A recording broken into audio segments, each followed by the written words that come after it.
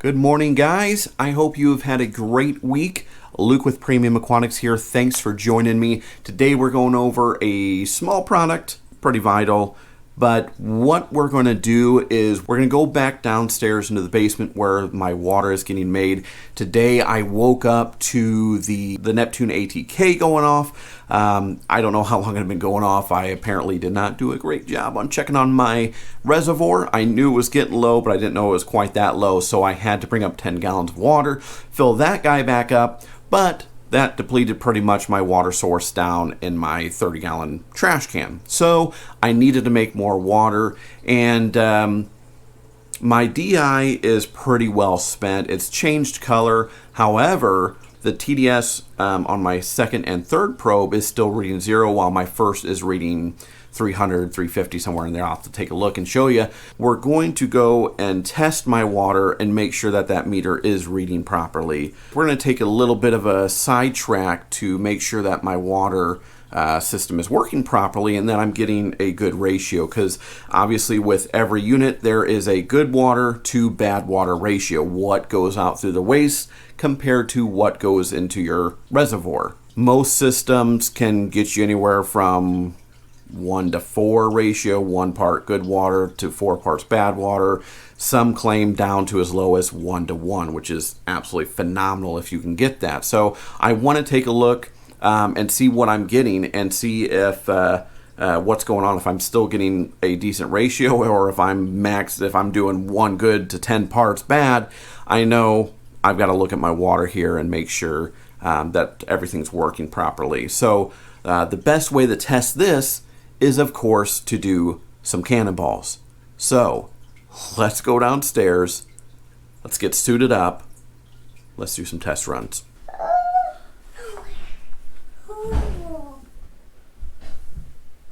Wanna get in? Huh? Get in.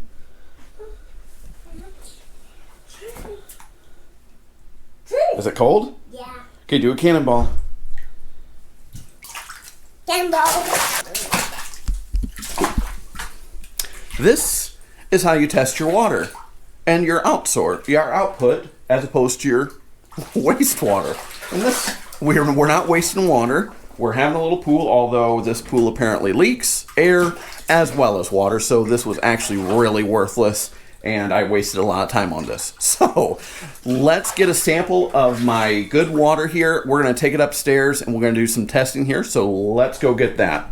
You're going to have to bear with me on the light. I apologize, but my RODI, as you can see here, this is our DI. It's definitely spent. It is all turned color, unless the inside isn't, but all of this has turned to an auburn orange, and so we have that. And if we turn on our TDS and go to our input, we're reading 342. Go to our second one, we're reading 0, and our third port, we're also reading 0. So we're going to check that out with the DI all being expended like this. I find it a little hard to believe that I'm getting 0, but maybe I'm missing something. So we're going to take this water sample up I grabbed. Let's go back upstairs. Okay, I've got my water sample. Something's definitely going on with the water, and I kind of thought this way the last batch I made. I just wasn't sure. So I decided to get another product here to test out and see what's going on. And if this doesn't tell you about the reiterations of fail safes and checks and balances and all that good jazz, this should give you a little bit of inclination. So I have my good water here. This is product water that came out just today. I ran 30 gallons worth. I don't know how much more, but I ran that. And you can see how much wastewater. I was going to do a whole little clip on how much I had for good water compared to my wastewater, but it turns out that that pool is junk, so that's going in the trash. It actually leaked quite a bit, but there was a lot of water in that pool there, so I had a lot more than what I filled up on that little bit of a trash can, because that was already half full when I decided to do the whole bit. But what I have here for you is the Seaside Aquatics Multimeter. This does temperature, salinity, and TDS. You get a nice little cleaning cloth, our instruction manuals, which I did read, our calibration solution, which is very vital, and this little Mickey Mouse key here to change out your battery. So I've got the unit. The way this works, it's very simple. All we do is we turn this on, set this on, and up here, I'm not sure if you can tell, but up here it says ready, or RDY for ready, and it's blinking green. So we know it's ready to test my water. We put it in there. It actually vibrates every time you do something with it. And right now on the bottom, it's blinking measuring. Then when that goes off, it vibrates again, letting you know we're ready to go. And right now, my salinity is at 1.025, temperature at 26.5 degrees Celsius, 34.1 parts per thousand, and it's blinking green again. So if I want to do another test, stick it in, it vibrated, it's measuring, vibrated again, so now I know it's ready, and we're at 1.025 still, obviously. So really great unit. If for some reason when you open this up and it's not calibrated, or you need to calibrate again, because obviously you want to make sure that it is calibrated properly, we'll turn this off. In the off, all we're doing is holding the button for 5 seconds. It's going to show on, then it's going to go to C-SL. So we are now in calibration mode, where we can take this off. This is actually sealed originally. We hold it in there. It's measuring, measuring, and there, we're good. 35 parts per thousand. So now this unit is calibrated and ready to use. Great unit. This is awesome. This is super easy to use. It's handheld. I mean, a little bit larger than my hand, so to keep this around is great. It does come in a really nice case, so for storage, actually, it's perfect. But this is awesome. So now we're going to test a sample of water that I got today from the 30 plus gallons that I made. So it is ready to measure again. We're going to put it in here. Measuring, ppm, 117 parts per million TDS. So what does that mean? That means the zero that I showed you just a little while ago is not reading properly. This is why we have the checks and balances. And I knew something was probably off because of my DI, so that's a great indicator, obviously, that something may be going on, but I have nothing to test my TDS meter to until now.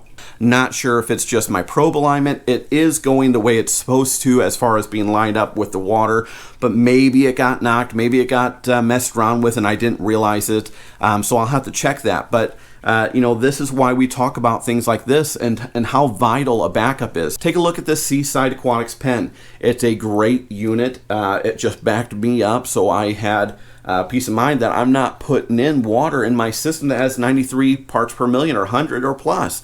That's a huge amount. Normally we start suggesting changing out your filters when it gets into the teens. So we're 9 times, 10 times past that, well over what we should be. If I were to continue to put that water in my system, it's going to lead to so many other issues like algae and the fish just being unhappy, any coral, and obviously I don't have that, so I'm okay.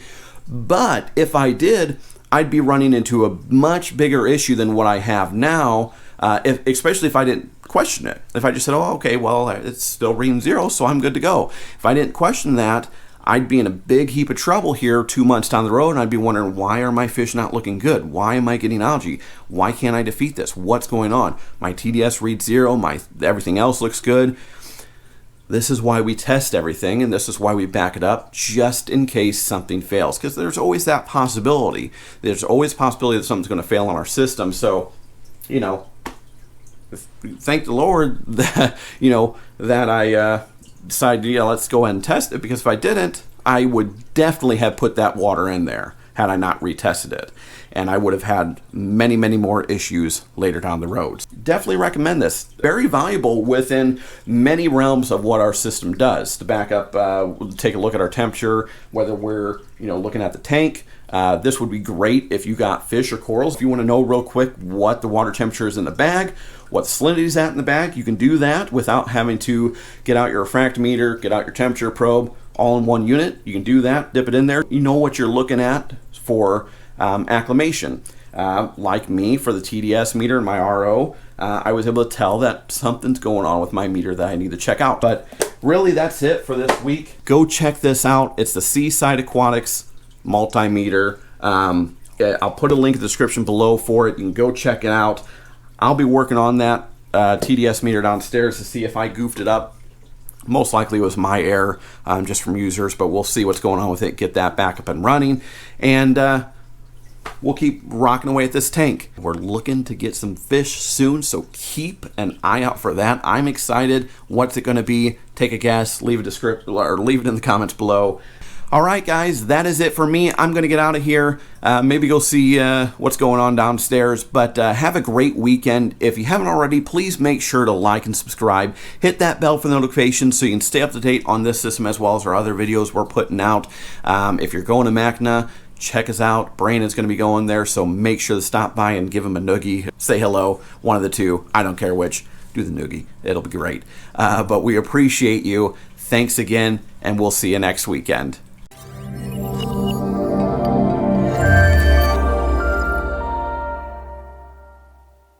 Why did it run out of water?